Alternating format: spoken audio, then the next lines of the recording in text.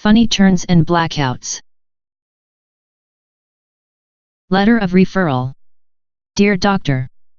Mr. Thomas Barnett, aged 76 years.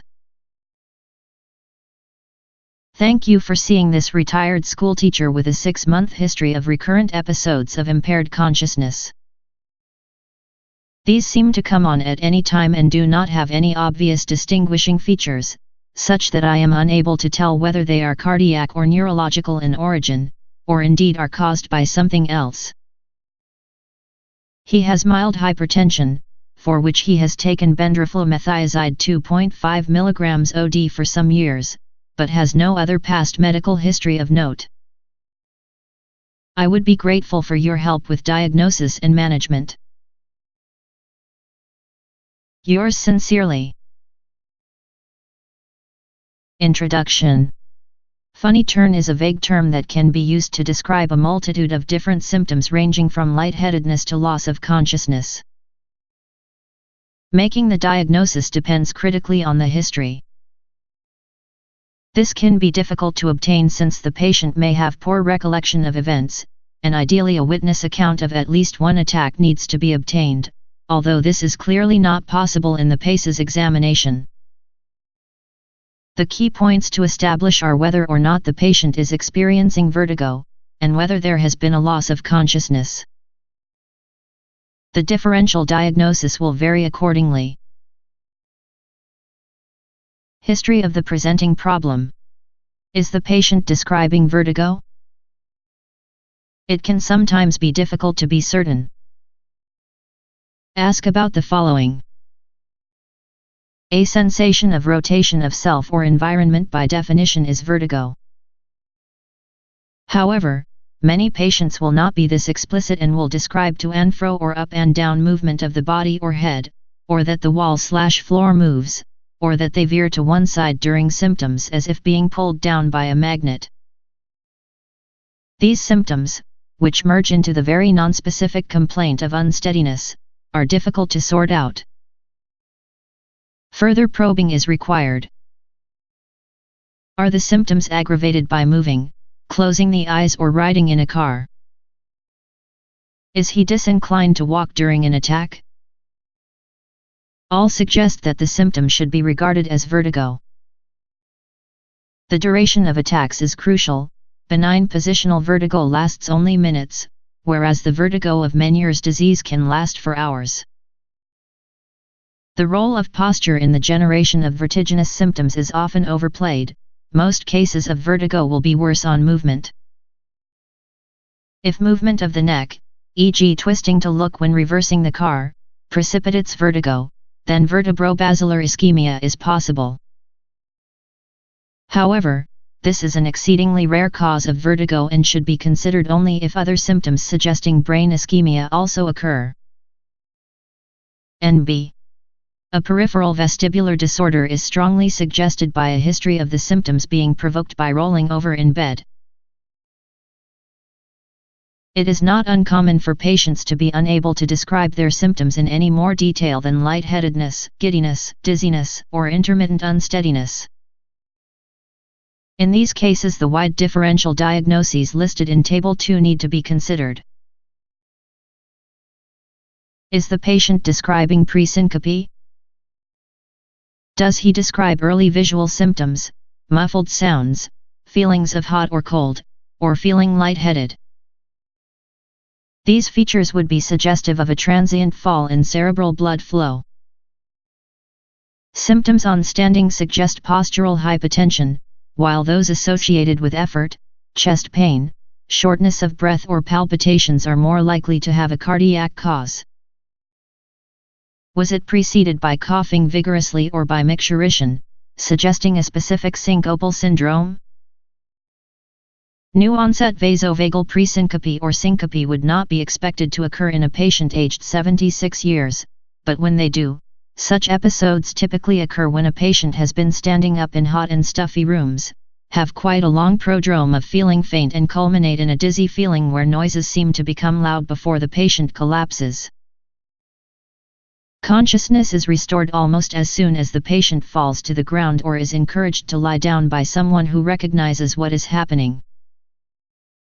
In those susceptible, vasovagal syncope can also be induced by painful or unpleasant stimuli.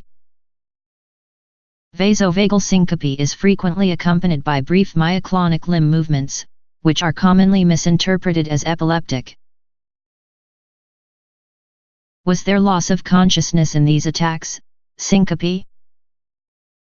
If syncope has occurred, was it preceded by presyncopal symptoms that could give a clue to the diagnosis? A witness account of pallor followed by flushing would be very suggestive of a Stokes-Adams attack, due to the intermittent development of complete heart block, but this does not occur in all patients. Could the cause be epilepsy? NB. The presence of jerking limbs and incontinence does not prove epilepsy as the primary cause. Anoxic fits can occur following prolonged cerebral anoxia, such as when an individual is propped up after passing out. A helpful differentiating factor can be the length of time taken to come round after an episode, which may be prolonged in a post-ictal state and short after an anoxic event. If the patient was awake but unresponsive during an attack, ask specifically about any warnings that he or any witness may have noticed.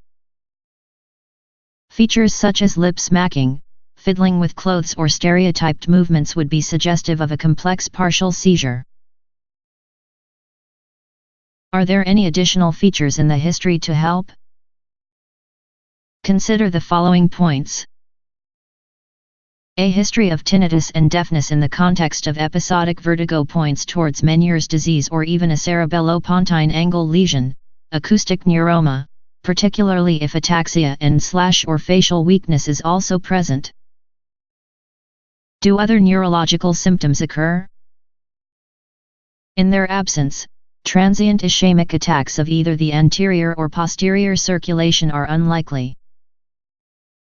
If the patient mentions feeling unsteady, then ask about how he finds walking, particularly over uneven ground, or if he has tripped on paving stones. Also ask about numbness in the feet and hands. Those with peripheral neuropathy may be susceptible to bouts of unsteadiness, especially when other sensory modalities such as vision are simultaneously impaired, e.g. getting out of bed at night in the dark. Does he have any biological features of depression? It is not uncommon for depression to present with somatic symptoms. Do not forget alcohol. Many are familiar with the funny turns that can be precipitated by drinking. Could the cause of a funny turn be transient global amnesia? Did the patient have an episode of amnesia and confusion lasting for several hours? If so, consider the diagnosis of transient global amnesia, in which self-identity is preserved. The degree of retrograde amnesia shrinks significantly after the attack. The significance of recognizing this not uncommon condition is that it is benign, recurs only very infrequently, and does not require investigation. Other relevant history. Has the patient ever suffered from stroke, myocardial infarction, angina, heart valve disease, cardiac dysrhythmia, or epilepsy? A full history of current and recently prescribed drugs is clearly important, especially those likely to cause or exacerbate postural hypotension, e.g. diuretics, as in this case, and antihypertensives. Ask about risk factors for atheromatous vascular disease, smoking, hypertension, diabetes mellitus, family history of stroke, ischemic heart disease and hyperlipidemia. Plan for investigation and management. Investigations. In many cases a diagnosis can be made on the basis of the history, when selected confirmatory investigations may be required. When no clear diagnosis can be made, then consider the following. Are the funny turns a marker of ill health? Check the patient's FBC, electrolytes, renal and liver function tests, glucose, inflammatory markers, and CXR. In some cases other tests, e.g. thyroid function or vitamin B12 levels, may be indicated.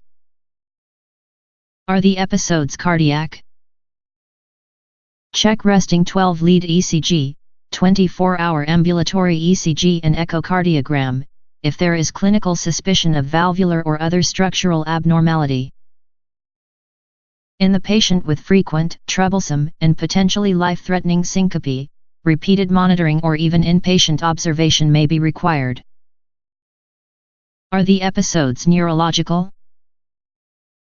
Any patient with focal neurological features or new-onset seizures must have a CT scan of the brain. An MRI scan of the brain and internal auditory media is indicated if an acoustic neuroma is suspected. An electroencephalogram is usually unhelpful and is unnecessary unless a seizure disorder is strongly suspected. If there is vertigo, then specialist otological referral should be considered. Management. Management will depend on the precise diagnosis, but note in particular the following. Vestibular retraining may be useful for those with benign positional vertigo. Vestibular suppressants can help in other forms of vertigo. Cardiac arrhythmias may require permanent pacemakers and/or drug therapy, and structural cardiac lesions, e.g. aortic stenosis, may warrant surgery. A clear history of seizures warrants treatment with anti-epileptic medications, but these should not be given as a therapeutic trial. In many patients, particularly the elderly, it is likely that several factors will be identified without any one of them being clearly responsible for the funny turns. It is always difficult to know how far to pursue investigation, the severity of symptoms and the patient's wishes being important considerations. In any case of funny turns, cause unknown, it is important to adopt a sensible approach to symptomatic treatment, e.g. giving advice regarding postural symptoms, provision of a stick to provide extrasensory input, and control of hypertension and diabetes. Further discussion. There are specific guidelines issued by the UK Driver and Vehicle Licensing Agency, DVLA, regarding driving restrictions for patients who have episodes of loss of awareness. A clear history of a vasovagal episode carries no restrictions, whereas an attack with seizure markers results in a 1-year driving license suspension.